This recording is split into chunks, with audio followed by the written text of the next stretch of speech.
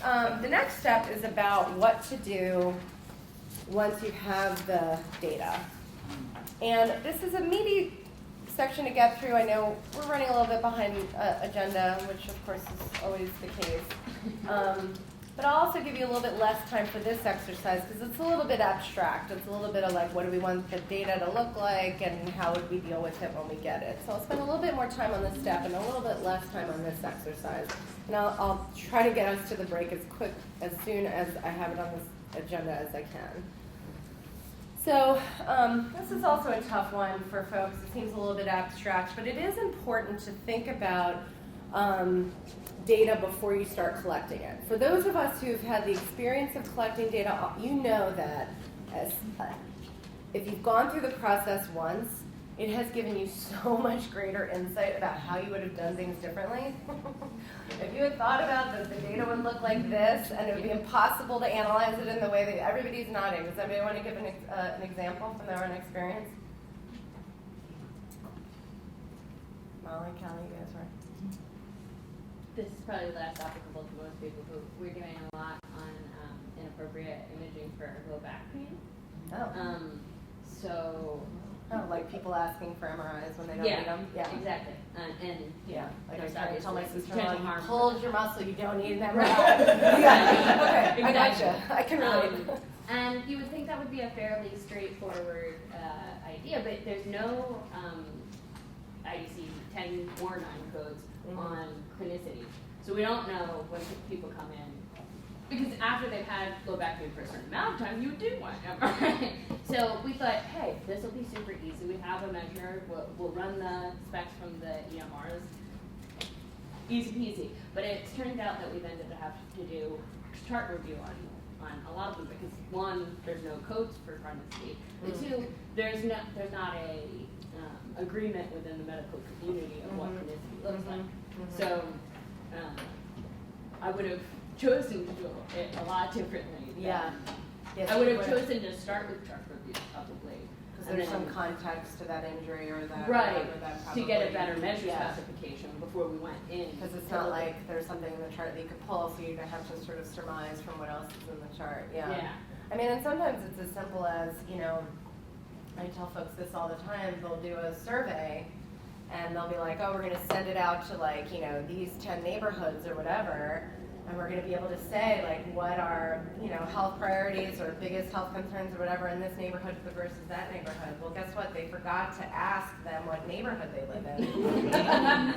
And because they knew they were sending it to people from these neighborhoods, but it was anonymous, and they forgot to put it as a question on the survey. And guess what? They can't look at the data by neighborhood, right? So it can be as simple as just omission, or something as simple as you want to look at certain age groups, but you gave age group choices in your response category that don't perfectly match up with the way that you wanted the age groups to be.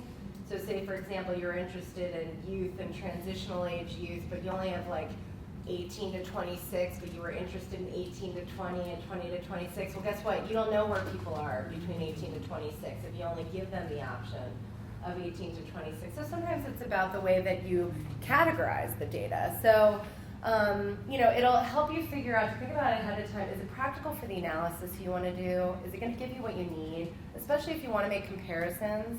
If you want to make comparisons between neighborhoods, between genders, between insurance status or not, you got to make sure those questions are on there. And then you got to make sure that you do enough recruitment so that you have at least somewhat good representation to make those comparisons. It'll help you to sort of review the appropriateness of your data collection methods. If your primary goal is to figure out by neighborhood what are their biggest health concerns, but you just love GIS and asset mapping, and you go down that road, but it doesn't give you any information to tell you what their priorities are in that neighborhood, then you might want to go back and think, is this GIS project the most appropriate right now, or should we spend our time on surveys or focus groups with people to get to their thoughts about what are the most important health issues. It's going to help inform the instruments you develop, so those survey response categories. If you need them to be in certain ways, like I just mentioned, it'll inform that. And it'll help you figure out, are you going to need help with analyses, right? Are you proposing a comparison that's really complicated? much more than just describing the way people answered your survey questions. And you might just need someone with expertise to either weigh in on how you should do it or to help you do it. So I think it's 6 steps. I think I like 6 steps for some reason. But just trying to kind of break down data analysis, whether it's quantitative or qualitative, to make it accessible to those of you who may not be as experienced, but also more importantly for you to teach it or bring others along with you. I feel very strongly that if you're doing an engaged process with community leaders in collecting the data, you can also invite them into aspects of analyzing the data. Even if it's just interpreting the results, if they don't want to sit down at a computer and like create averages and frequencies and percentages, fine. But you will often find that there is that expertise and passion within the community. You just got to find it. You can tell because their eyes light up when you start talking about it, and I can tell when I'm in a room. But it'll make sure that you get those perspectives. It'll make sure that your own personal bias and experience is not coloring the way that you're even developing the results, let alone reporting them out. So the first thing we do is just check the data. As much as you can do this during the process of collecting it, the better. We call that like continuous quality improvement, CQI, that you probably do in other areas of life. And it's just about making sure that the data coming in makes sense, that it's all there. If you have a 100-question survey and no one is, and it's online, and no one's answering question 5, there's probably a problem with your survey. There's probably some weird skip pattern. Fix it now rather than never have question 5, even if you miss 20 people who didn't answer question 5. And then to make sure it makes sense, if you're asking, and I don't often ask identifiers, but if you're asking phone number for some reason, make sure that there's some check on it so that they can't give you an 11-digit phone number, or that it's a number that makes sense. And if you weren't able to do that kind of check and where they would enter it, then check the data regularly to make sure especially if that's an important variable, that it's coming in correctly. So catch it while you can, fix it while you can. We had a mistake on the skip pattern for hypertension in our 2012 health survey, and I was never able to go out into the world and say what the hypertension rates were in New Haven because of the way the skip pattern worked, and it was so subtle, we didn't figure it out because people were answering it, but they were answering it incorrectly. I don't even remember now what the issue was, but hypertension is a huge issue in New Haven. It was huge in 2009, it was huge in 2015, and I was really bummed that we couldn't draw attention to it in 2012, but I just couldn't. That data was just not correct. So we talked about some of these responses. Oftentimes when people ask me this a lot, like what if somebody said they were a non-smoker, and then you get later in the survey and then they tell you that they smoke a pack a day, or they tell you they started smoking because of stress and they start. So you might have to kind of go within the person's survey or interview to figure out how to reconcile that difference. If it's an interview, sometimes you'll find that when someone's asked out front, they might, because of the stigma of smoking, they might say no, but then you might, have enough clues with what they said later that you could sort of count them as a smoker in your sample. But it could be that there's just 2 questions about smoking, and one they said yes and one they said no, and you don't have enough information to reconcile them. And typically I'll just count those both as missing because I don't feel comfortable making guesses about this person's life. I don't have enough information in front of me. You might also get a response unrelated to the question, like you ask them, it might be easy, like it was a paper survey and you asked them age and they told you male. That's pretty easy, you could probably move it. But an impossible response, like we asked people numbers of minutes of vigorous and moderate activity, which are CBC questions, so we could get to whether or not they're meeting the recommendations for physical activity, and the number of minutes was like an open field. And when we went back and analyzed it, we were like, there are some people exercising more minutes than there are in the day. and it was impossible, but I didn't have enough information to figure out what they meant to say or figure out what the surveyor meant to put down. I don't know where the error happened, so I just had to discount it. And we had to have these bounds of what we thought was reasonable. We'd be like, well, if they have a manual labor job and they like to bike to work, again, well, then maybe they're exercising 6 hours a day. I'm not sure. So sometimes it's an art as well as a science, right? I'm going to say this many times. Go back to your research questions and make sure that you answer those first. I like to just let's do a first cut of the data. It's either basic description of what people said around our key questions in the survey or the focus group or whatever. And then we can go back to those interesting things that we can look at, associations between, adverse childhood experiences and opioid use, right? So maybe you want to describe what people said about that so that you can kind of quickly understand what's there, and then you might want to go back to looking at associations. Or maybe you ask all these other questions that were other risk factors, but that's not your main research question. So maybe you'll save that data and go back to it later, depending on what your timeline is for reporting out and things like that. You can always return back to interesting data, and if you have any kind of internships for especially graduate students in public health, they're always looking for data they can get their hands on to get experience and help you analyze some other questions that you have. So I think of the next step as reducing the sheer amount of information. So what I do in a lot of my community partnered and inclusive research designs is that I will try to figure out ways to make data available to community partners if they want the raw data, as long as it doesn't have identifiers and as long as it's ethical for me to share it. I will give them the data, and it's funny because people will fight with me and say, oh, well, you shouldn't do that, or why would you do that? But the truth is, I always tell people, nobody wants the raw data.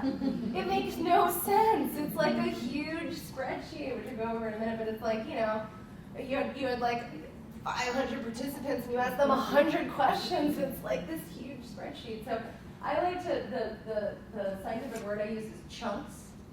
I like to look at data in chunks at a time. So I'll typically design my surveys so that there are headers, first tell me about your neighborhood, then tell me about your health in general, then tell me about your eating behaviors, right? So I'll look at those chunks of questions just so I can sort of wrap my brain around. And I usually create first sort of code books of how people responded and take a look at that before I decide how to describe it or how to do any further analyses. Again, I'm going to keep saying eliminate any irrelevant data. You're going to have questions that didn't work. It just always happens. Or you're going to have questions that you decide to return to later. You might never return to it, and this is a good time to start weeding those out just to make it easier. But then the next thing I like to do is create summary documents so I can, again, my scientific words, you can eyeball the data so that you can start looking for these patterns or themes. So with quantitative data, we'll create a spreadsheet. And then for qualitative data, I like to create a summary document. Now, Appendix B is all about computer software to compile and analyze data. None of them will do the work for you. And so if you don't have experience with them, don't think that if you get a SAS or an SPSS or a STATA, it's just going to analyze your data, and on the other side, you're going to be like, here's my report, right? Same thing with qualitative data. It assists you as a tool to make it easier for you to do the analysis, but it does not analyze the data for you. And the problem with the quantitative statistical software is that you can run a whatever from the menu, and that doesn't mean that made any sense to do. You have to be a little bit cautious. You have to have some experience. So you guys know what a spreadsheet is, but again, if you're teaching this material to anybody else in your community, not everybody has the experience of translating a survey data into a spreadsheet, and I use this example from a survey where you've got participant ID, no identifiers of the participant. We like to take them out at this point, especially if you're going to be sharing these data, especially, and you might have just collected things anonymously. I try to do that as much as I can. People tend to be more candid. So maybe you create a randomly assigned participant ID, and then here's each of your questions. And then this is what your data might look like in a spreadsheet. If you use a SurveyMonkey, you can actually download it looking like that, and then you just have to clean it. Qualitative summary documents. I put a word cloud because everybody loves word clouds these days. Those are easy to do with qualitative software. It's menu item, word cloud. But it could be that this was this was a key informant interview with healthcare workers, and these are just the themes by public and private sector jobs. I mean, you could see how you already start to get a sense of what people were saying. And the word clouds the size of the words are based on how frequently they were said. So you can start seeing maybe some of the themes that are coming out through keyword terms, but of course, some people talk about community using different words and talk about people using different words, and so that's not a perfect representation. So another thing that we need to think about up front is the discrete versus continuous data. Do you guys know the difference? Do you know what these words mean? Let's see. Discrete is She's tapping into something back It's a there. non-police assessment question. Discrete are points of data that cannot be ranked. What's that? You're thinking of categorical, but discrete is, categorical is a type of discrete data. Like set opposed to averages where there's no. Exactly. So continuous is like there's an infinite number of possibilities, or even if it's bounded, like, you know, nobody's below 0 years old or above, you know, 100, I don't know, or whatever. But it's mostly continuous. Whereas you can ask age in the same way with these fixed categories, which, you know, you could rank if it's age categories. But like I was mentioning earlier, you could also ask age in these discrete categories of under 18 or 18 to 25, 26 to 34, you know, because if you filled out surveys, and when you move from one age category to the next, you're like, oh. So you could be asked that question to just give your age, and then you could be asked that same question to give it in a category. I think this graphic actually describes it really well. So quality, we'll talk about quality, but I drink coffee every day, right? That's in someone's own words. But discrete is I drink 4 cups, and continuous is I drink, and nobody knows this, or maybe you do, I don't know, it's probably what you need to do for the nutritional information, but I drink 80 grams of coffee every day, right? So you can see how coffee drinking, height, weight, age, income, you know, all of these things could actually be collected in either way. Now it matters because if you want to come up with an average, you have to ask it in a continuous way. If you don't care and you just want to see how many people were within your predetermined age categories for your overall assessment in these major age categories, and sometimes we'll do youth and we'll do, you know, young adults, and we'll do middle age, and we'll do seniors, because we might think that those are the age categories that matter for differences in health priorities or health concerns. Then you might just collect that data in that way, because it'll allow you to make those comparisons in those groups. If you collect it in a continuous way, you can create those categories too. So you do have more flexibility if you collect things in a continuous way. But people are much more likely to answer, for example, income in categories than they are in a continuous way, because it feels like a revealing thing, and if you could just check, I fall within here, but they don't know where I am. Same thing with age, right? They don't know where I am in this age category. I could be at the very bottom of that age category, right? So what we do once we have data, if it's continuous, we can calculate averages. And just to remind you guys from math class, which I know some people get that look on their face, but it's just all of the values divided by the number of people who responded to get your average. So for a survey, say 100 people took your survey, but not every 100 person is going to answer every question, then the number it's out of might change. Right? So your average might change depending on the 99 who took question 1 and the 100 that took question 2 and the 85 that answered the income question. That happens a lot. Then the denominator here might change. Sheila, did you have a question? It is, with that example, there's a lot of companies for coffee. Like you can say they drink, you know, out of these 10 participants, they average 2 cups a day of coffee. You could, yeah, that's true. You could average in that case. What is this? But you can't average age categories. So let's use that example. Okay. If you have under 18, 18 to 25, over 25, just to make life easier, you can't average. Okay. What you have to do, because those are definitely discrete categories, is you have to determine the frequencies of those who answered in each of those categories. So you would just count the number of responses, the numbers who said yes or no, the numbers who are under 18, 18 to 25, over 25, or the numbers who chose certain choices. Now you get into trouble if you allow people to check all that apply, and you get multiple choice where they can check all that apply, then each one of those choices become its own yes, no. And that's something that people don't anticipate. They love to just let people check that all apply, and in a lot of cases, it's the most appropriate thing. But then those answers aren't going to count up to 100, add up to 100%, and you have to deal with that in a little different way. I've consulted with folks who had like all checked out, all apply, multiple choice for the whole survey, and it gets a little challenging, a little messy, and sometimes you need a little bit of help. Because then you have to figure out, is there anyone who didn't check any of them, and then that's easier to do with the quantitative software. So the other things that we could do with our data is that we could create proportions or rates. So proportions are percentages, as you all know. The reason that we do this is to standardize what we have so that they can be comparable whether 100 people answered the survey or 98 people answered the survey. It can also compare your community to another community. So, and just for, so make sure we're all on the same page, a percentage is the number, in this case, number of responses over the number of respondents for that question times 100. So we could say 46% of the respondents were female. In this case, because it wasn't all 100 respondents, it would have been super easy if it had been 45, or it would have said 45%, but in this case, it's 46%. The reason that we have rates is because a lot of diseases in this country, thank goodness, are so rare or are not so prevalent that they can't be expressed as a percentage. If they were, it would be like 0.0003% of the population has this, that, or the other. So diseases tend to have standard rates that they kind of come with. Other people have figured it out.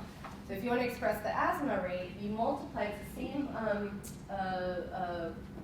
equation, but you multiply it by, so the frequent of that event, that disability, that disease, that injury, whatever the case might be, divided by the total population. So if you happen to have your population of your community from the census, or maybe it's, this is really, you have to determine at the population level. So not a lot of community assessments have the ability to determine the rate, but just so you guys know, because you'll probably be comparing to rates at times if you haven't before, times whatever the multiplier is that's standard for that disease in the world, right? So lung cancer is always multiplied by 100,000.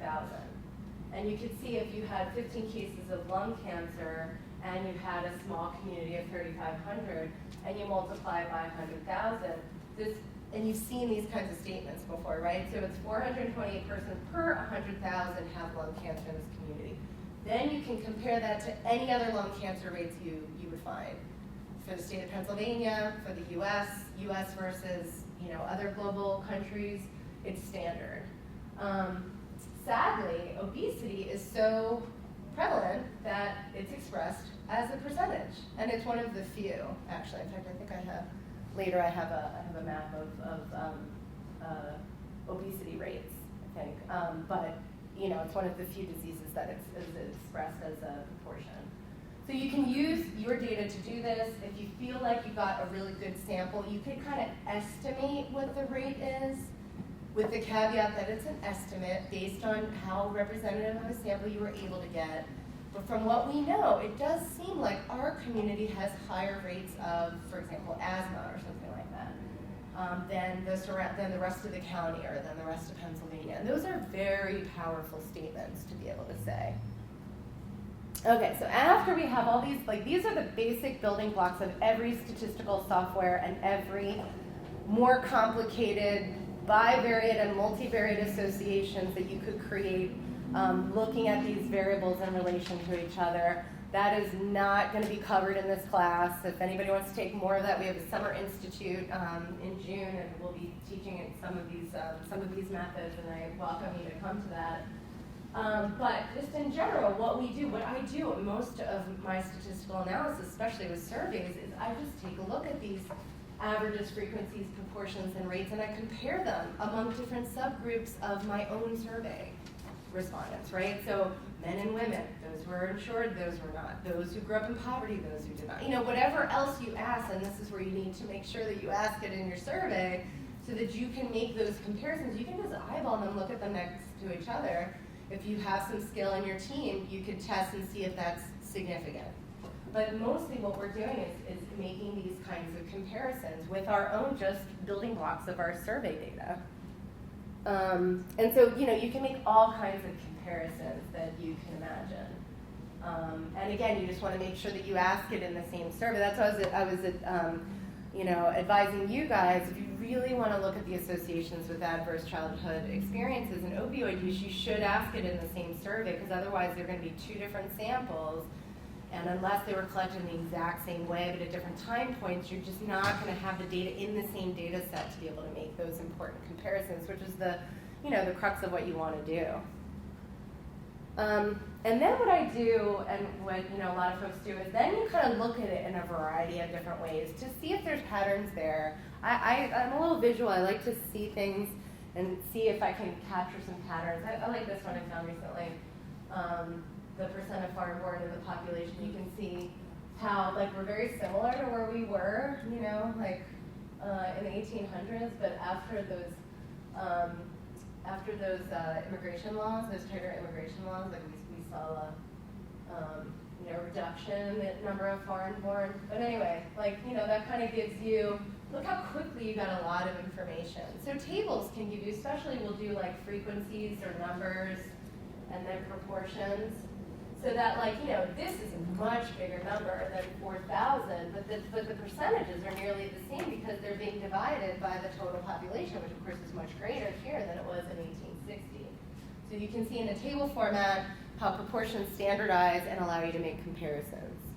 Sometimes if things add up to 100%, we can do a pie chart or a pie graph. I love this. And I love to argue these points about how the vast majority of determinants of health or factors that lead to health are actually social and economic factors. And clinical care is here. And guess how much funding clinical care gets versus social and economic factors? You could reverse that. And the NIH is probably going to move in a worse direction now. But, so we should be addressing behavioral, social, and economic factors if we're going to be addressing health, but that's a whole different class.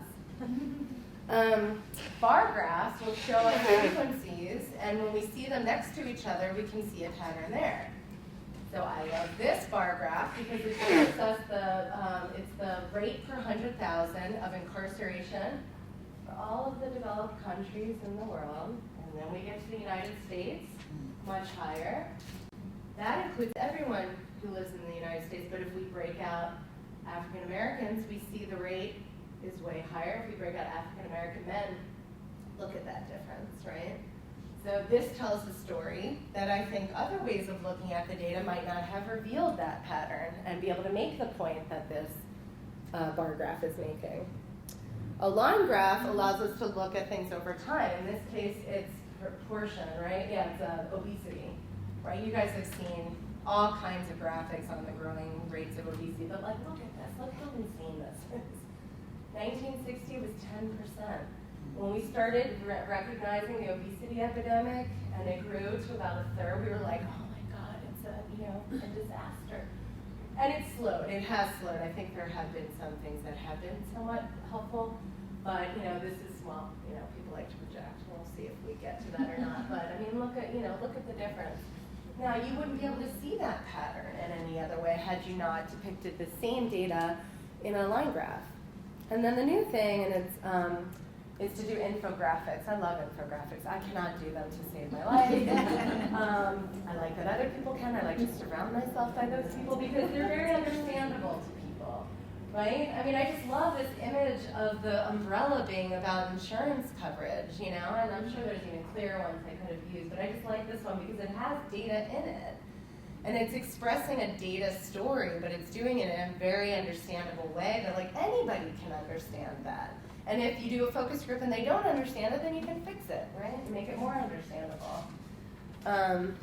So those are the different ways you might look for patterns that might lead you to draw findings or results from there.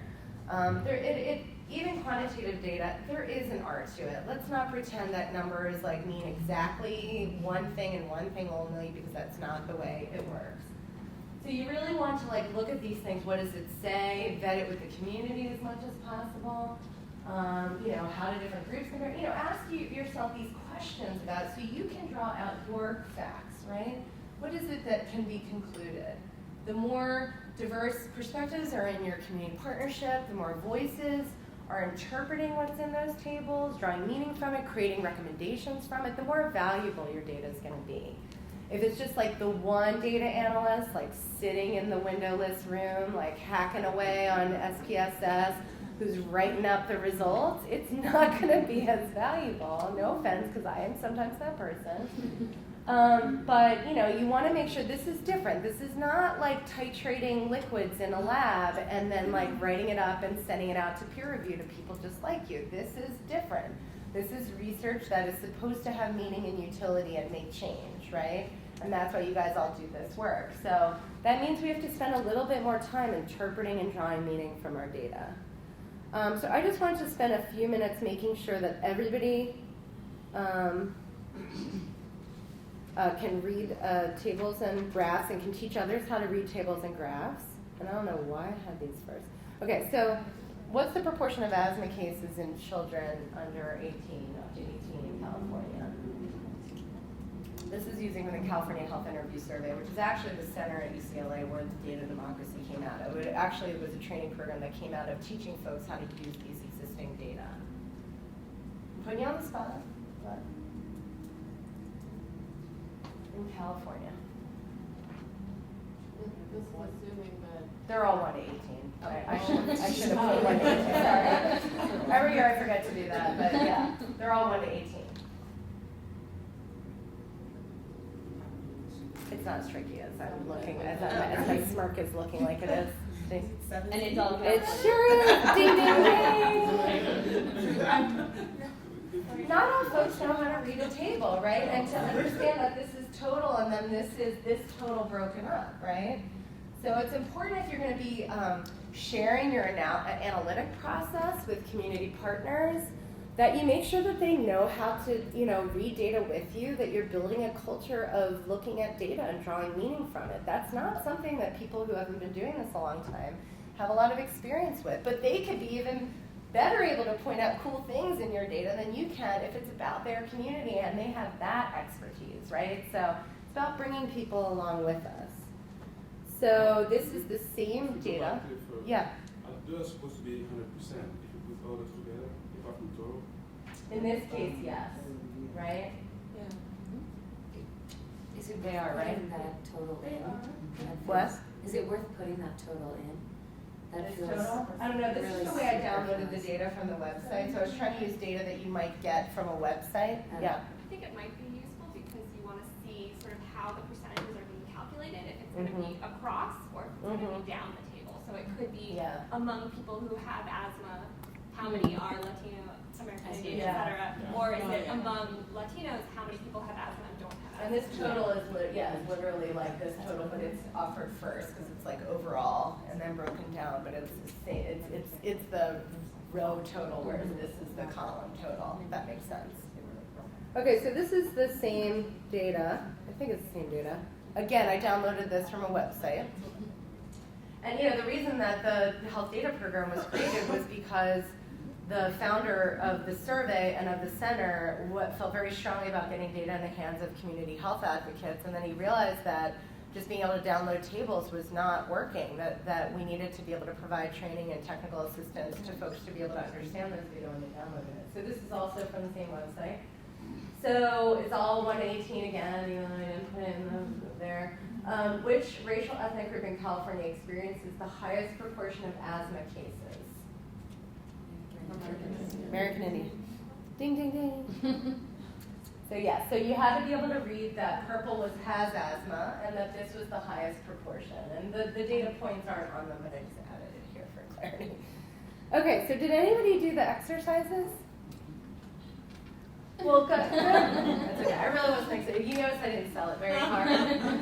But go through and take a look at them because what it is I show you, and they're in Appendix C, right? Yeah. I show you a typical brief health survey and then put the little codes next to each response category and then show you what that would look like in a spreadsheet and then ask you questions that you would need to use both the survey and the spreadsheet to answer. And I find that this is an excellent way for community members or any folks on your partnership team who don't have experience doing this to acquaint them to the fact that it's actually a fairly simple process. You just sort of have to understand what the steps are to analyze survey data. So that's what that exercise was about.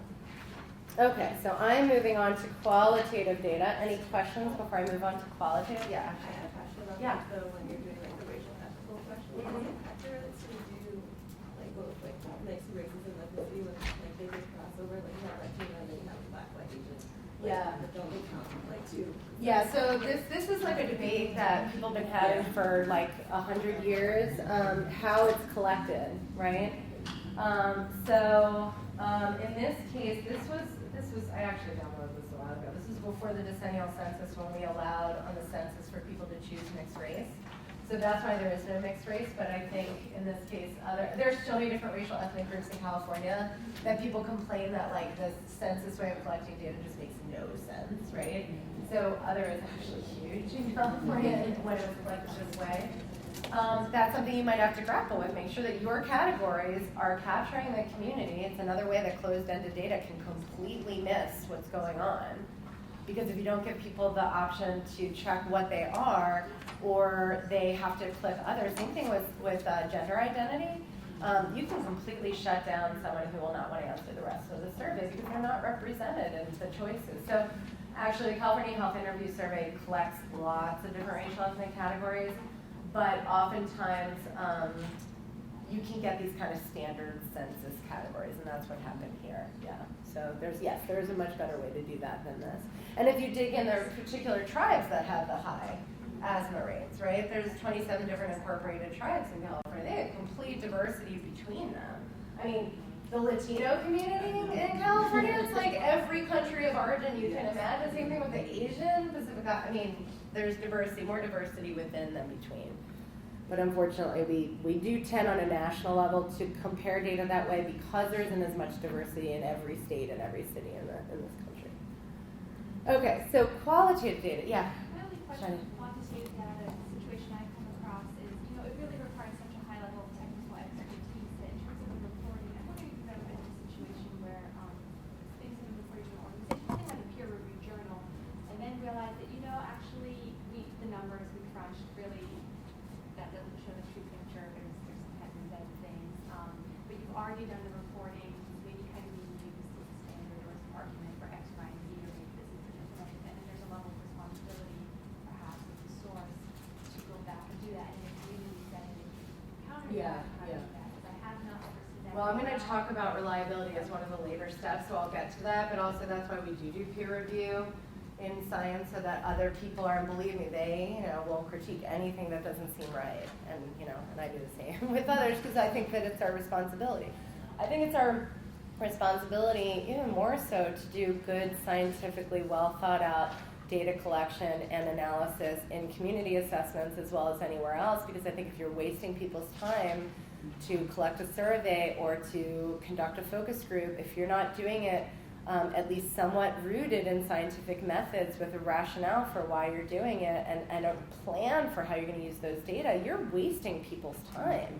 And if your results are not good, I mean not good like meaning like it reflects badly, I mean not good and that like nobody feels really confident about them, then you've really wasted people's hope that it's going to lead to something. So not to put, a big pressure on you, but I am. But I think that people think they think they might be able to do sloppier work in communities, and I say I think they need to do more rigorous work in communities.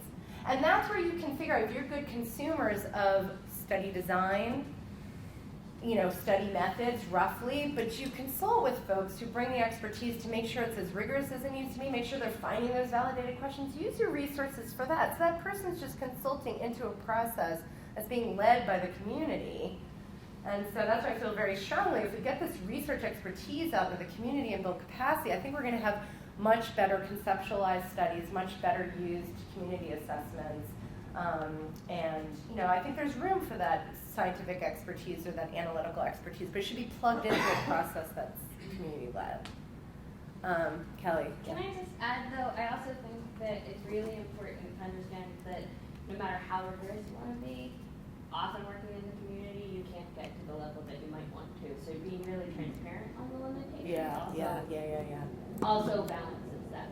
That is 100% true. I completely agree with that. If you promise that more is going to come out of your research than does, I think that is also unethical.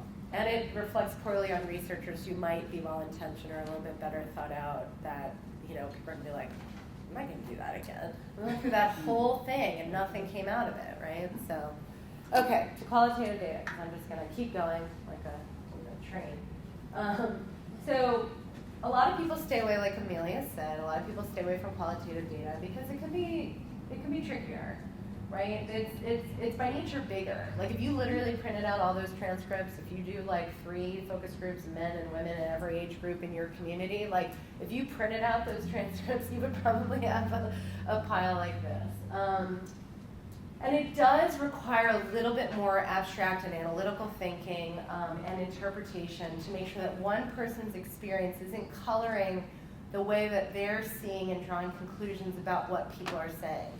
And we're going to talk a little bit about how to do that. But, there's this bias that numbers don't lie, that quantitative data is more, scientific. I saw this awful infographic that was like hard science versus soft science, and it was just this whole old school of like math is up here and like sociology is like down here, and and this is reality and this is not. I'm like, yeah, right. So those biases exist. I'm not calling you out, Amelia. Guilty. But it's true. I mean, but analysts, whether quantitative or qualitative data, bring their values, assumptions, and opinions. I mean, this is what ethnography is so great at, is being acknowledging of what you bring and how that might color, so that you can try to find ways to take that out of the equation as you're interpreting data. Analysts might also think that they know how people feel, and I will tell you, who some of the worst ones are in this are community leaders. They'll say, oh, we already know. We already know. They're going to say diabetes is the biggest problem and that they need X, Y, and Z. And guess what? You're going to find out something different. And hopefully that person will realize that, even when you're close to a community and to a health issue, you bring assumptions and experiences. And it could be that, things have changed in the last 5-10 years. The opioid epidemic has created a lot of change that people are not aware of, right? So we try to make it rigorous by including 2, preferably 3. You'll notice 3 is like some magic number I keep using in each state of data analysis to avoid bias, and to create as structured of a process as possible so that you don't have that one person. I painted this picture of this quantitative person in a windowless room. Same thing can happen with qualitative research, where it's one graduate student just reading through every transcript and like, I think this is what they're saying. So the more analysts you have reading and coding and thinking what themes are coming up and talking about those themes, the better. And I also do a lot of processes where I hire and train community members to be members of a qualitative data analysis process, and as much as they might hate me at the end of it, it's been some of the most valuable. So Kelly's nodding. Have you done this too? Well, you'll get much higher likelihood of getting funded in health if you're involving patients not just in getting their opinions, but in the process. I want to apply to the same foundations that you are. Really? I think people who know what's going on feel that way, but the NIH still doesn't agree with me. They'll be like, people like they'll be Robert like, Johnson you can't. Foundation. Yes, exactly. or- Kellogg Foundation. And NIH will be like, you can't train community members to be researchers when everybody else goes through, 19 years of education. I'm like, you can't teach a researcher what's going on in someone's community. So let's talk about that, right? So I think that there are structural ways that you can get around this one person's bias driving the whole process, right? So the steps are actually the same. Sort of reducing the amount of data, checking it to make sure that it makes sense, and then what we do in qualitative data is we read through it at least twice, and we stay close or grounded in the data. So that means that, did anybody do the qualitative exercise? Okay, it was one page of a focus group. I sort of cut and paste from a transcript so that it actually was a lot happening on a page, whereas in real life you get a lot of ums and ahs, right? But really, whenever I go through that exercise in like a clinic or something or workshop, it was about a series of focus groups we did in California with kids in the WIC program who are identified as being overweight or obese and had special services for that, and the focus groups were with their parents. And we asked the parents about the challenges of feeding kids healthy food. And when I would go through the process of analyzing these data with analysts, they would say things like, well, they just can't control their child. They're talking about how they can't control their child. They would make these statements, and I'd be like, did anybody actually say that? And then they'd be like, well, oh, no, they didn't. They're like, that's what you're thinking is happening, right? So you have to go back to the data constantly. You have to constantly go back and make sure that like what you think is being said is actually what is being said, and it's not what your whatever direction your assumptions or biases or life experience might lie, that you're actually adding meaning or adding actually words that did not come out of those person's mouth. So, again, I like to create categories. Even like my Can-Forman interview guides and my focus group guides, I like to have headers and look at them like chunks at a time. What we typically do, and there's this is like a real simplified version of what can be a much more complicated process, especially if you're asking questions and conducting long interviews about stigma and poverty and drug use and race and racism, right? Like, it's going to take you a long time to unpack all of those very important themes. So this process gets a bit more complicated when we might look at the themes that emerge and maybe create some subcategories. We create like a coding scheme or a hierarchy, it's sometimes called.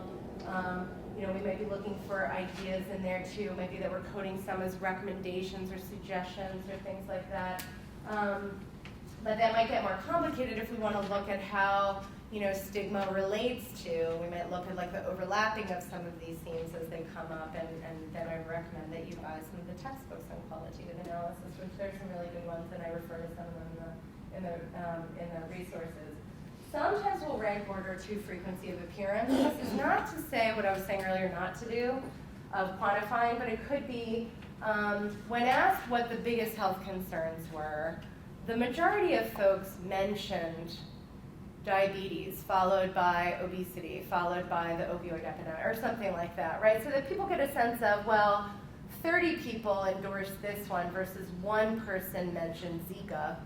So maybe diabetes is more important than Zika in folks' minds, right? So that we have some idea of a rank order.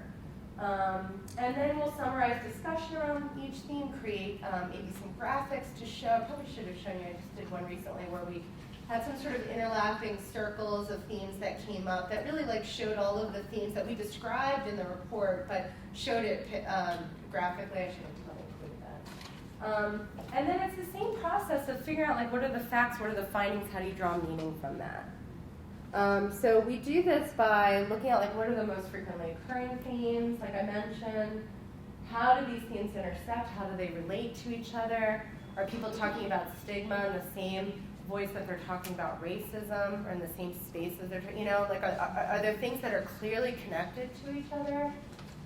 It could be that if you're doing like men and women in different age groups, you might want to compare some of the findings, right? Especially if it's about just what are the biggest health concerns. I mean, that'd be a pretty easy analysis to do. But it could be that, their concerns are different, and that those might be a little bit more abstract. It might take a little bit more time to kind of suss out what are concerns or fears in each of these categories of participants that you had had. So just like with quantitative data, there's an infinite number of facts that could be drawn from this information, and you're going to want to vet it, you're going to want to talk about it, you're going to want to try to interpret it with your partnership, with your analysts, with your partnership, so that you get to a list of summarized findings from this qualitative work that you feel comfortable going out into the world and saying were your findings from this focus group, this Can-Forman interview, or whatever your method was. Anybody do this exercise? This one was about drawing findings from existing data, very similar to some of the tables we were looking at, but how would you interpret that asthma in Riverside County is higher than in Los Angeles? I think that was one of them. Which people in Riverside said, yeah, it's because all the pollution from LA gets stuck in the mountains, and that's why we have higher asthma. So, again, you could present that as like a, Bay Area-based researcher who doesn't understand. You'd be like, oh, that's interesting. I would have thought LA had higher asthma rates because of their, notorious air pollution. And they would say, we get LA's air pollution in our valley, and that's why we have higher asthma, right? Okay, so verifying findings. This is getting to what Shadi was talking about. You want to verify what you found. I've never done an analysis that I couldn't rerun and find that I made some mistakes. And so as best as you can, either have multiple analysts running your quantitative data to verify, or run it twice to make sure that you catch any mistakes. That's why we have multiple analysts reading and coding and looking at differences in the themes that they're picking up from the qualitative data and reconciling them, building consensus. We do that so that we can verify the findings, so we can go out in the world and know that even though it wasn't peer reviewed, like Shadi was saying, that we know that we did a really good job to verify that this is what our data showed us, and maybe there's some caveats about what we were able to do in our data collection, but this is what we conclude, and this is why we think it's valuable, right?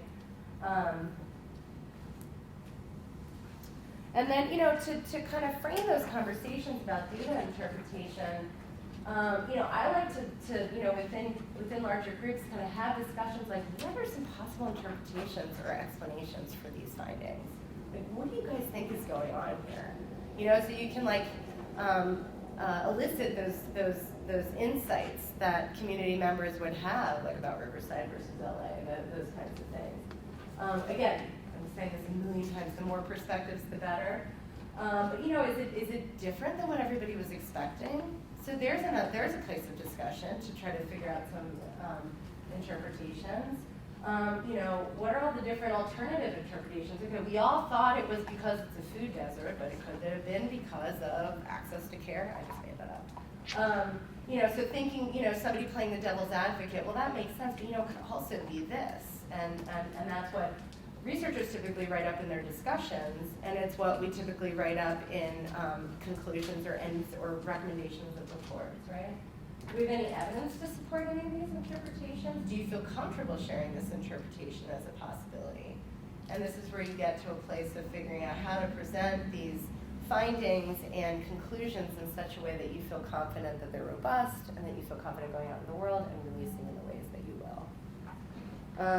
So you can take a look at this when you get the slides, but interpretation is so important for all the reasons I've already said, and because you can overwhelm people with facts, right? You do a 100-question survey, you will have like an 87-page report. So you kind of have to select what's compelling, what's meaningful, what's going to drive change, solutions, buy-in, whatever it is that your next steps will be, which we'll talk about in the next section and in the next step. But, so interpretations and pulling out of conclusions and drawing meaning from them is really important in this. And like I said, you're not just titrating liquids and then just reporting on facts about that. You're drawing meaning so that it can move your community forward to a healthier state, right?